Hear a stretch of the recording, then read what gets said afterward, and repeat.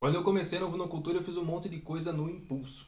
Comprei animais e mais, sem estrutura pronta, sem saber o que vinha pela frente, quais eram os manejos obrigatórios dentro da ovinocultura, e se eu tivesse a cabeça que eu tenho hoje, eu faria tudo diferente. Então nesse vídeo eu vou te falar as 5 decisões que eu tomaria diferente se eu fosse começar na ovinocultura hoje. Talvez você esteja justamente nesse começo agora, então preste atenção, porque você pode economizar muito tempo, dinheiro e frustração. A primeira dica é: não começaria com tantos animais de uma vez. Se você está vendo essas imagens nesses slides, essas imagens são da minha propriedade quando a gente começou na ovinocultura. A gente comprou 250 animais de uma propriedade que estava vendendo esses animais a porteira fechada, então vinha tudo quanto era animal. Animal novo, animal jovem, animal doente, animal com mastite, então a gente teve que fazer um processo de seleção rigoroso nesse rebanho. Tanto que 250 animais a gente regrediu para 62 por conta dessa seleção rigorosa. Teve animal que não se adaptou, mas teve animal que se adaptou muito bem e que agora forma uma base do rebanho. Mas você não precisa passar por isso, porque nesse vídeo eu vou te ajudar a você começar do jeito certo. A gente começou também sem cerca pronta, sem instalação adequada, a gente estava fazendo ainda a nossa instalação e sem um manejo definido. Eu não sabia nem o que era score de condição corporal, famacha, como, com que idade, com que peso eu ia desmamar um cordeiro. Não sabia de nada disso. Mas é importante que você saiba disso antes de você começar. Se fosse hoje, eu começaria com menos animais, com a propriedade mais estruturada, divisão de lotes, um grupo de matrizes e reprodutores bem selecionados. Né? Selecionaria bem esses animais sem nenhum problema, sem mastite, sem doenças, animais que produzem bem no sistema de criação onde eles estão inseridos e onde eles vão ser inseridos. Escolheria animais de acordo com o meu sistema de criação, não só pela aparência e nem pelo preço. Na época a gente comprou animais que vieram de um sistema de aprisco suspenso e que recebiam silagem e resíduo de cervejaria úmida. E nós mudamos esses animais para um sistema mais a pasto, ainda assim recebendo silagem e resíduo de cervejaria, mas teve muitos animais que não se adaptaram. Esses animais acabaram vindo a óbito ou tiveram que ser descartados. Então olha o tamanho desse prejuízo por conta de uma compra incorreta. Quando eu compro animais hoje, eu olho de onde eles vêm, se tem um sistema de criação mais parecido com o meu, porque eles vão se adaptar mais fácil, como eles foram criados, é importante também que esse criador realize o manejo correto para que você não traga doenças, vermes resistentes para a sua propriedade e se vão aguentar a minha realidade. É aquele negócio, é muito mais fácil uma pessoa que está na pobreza, na falta, se adaptar ao luxo, à quantidade, às regalias, do que uma pessoa que está no luxo, nessas regalias, se adaptar à pobreza, à falta. Com o animal é a mesma coisa. Então, quanto mais rústico você pegar esse animal, mais fácil ele vai se adaptar na sua propriedade. Já se você pegar esse animal todo dia sendo suplementado, ração bem balanceada, sem desafios de verminose, se você trazer esse animal dessa propriedade e levar para a sua, que tem mais desafios, esse animal vai ter muito mais dificuldade em se adaptar. Terceiro ponto é: eu teria feito um controle sanitário desde o primeiro dia. Na ansiedade de começar logo, a gente não fez quarentena, a gente não isolou os animais e a gente não acompanhou a verminose direito. Isso custou bastante caro. Teve animais que tinham ceratoconjuntivite seca, tem até uma imagem aí mostrando.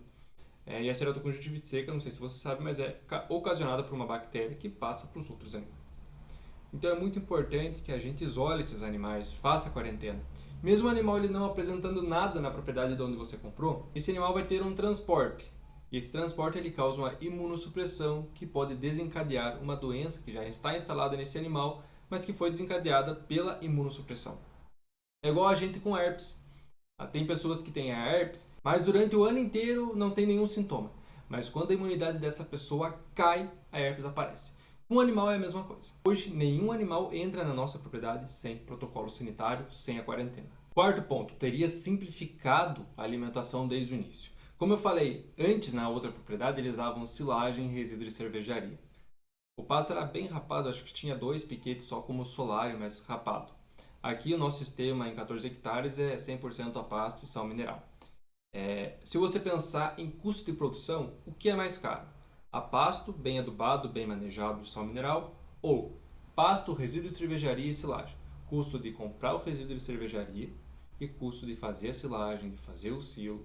O que é mais barato? Qual que é o custo maior que a gente tem no animal? Né? Na ovinocultura, a gente quer o menor custo possível por animal, né? O menor custo possível da diária desse animal, para a gente, claro, ter um maior lucro no final, certo? Então, quanto mais esse animal conseguir produzir e se reproduzir no sistema mais barato possível, melhor. Então antes, quando a gente utilizava silagem, resíduos de cervejaria, custava caro e aumentava muito o custo do rebanho. Não se pagava. Hoje o manejo é bem mais simples. A pasto, só que um pasto bem manejado e bem adubado, que os animais conseguem converter pasto em músculo, em carne, muito bem. E o sal mineral. O sal mineral não pode faltar na dieta. Em alguns casos, em alguns manejos como flushing, pós-parto, a gente entra com uma suplementação também produzida na propriedade, que seria a alfafa, que é uma fonte proteica.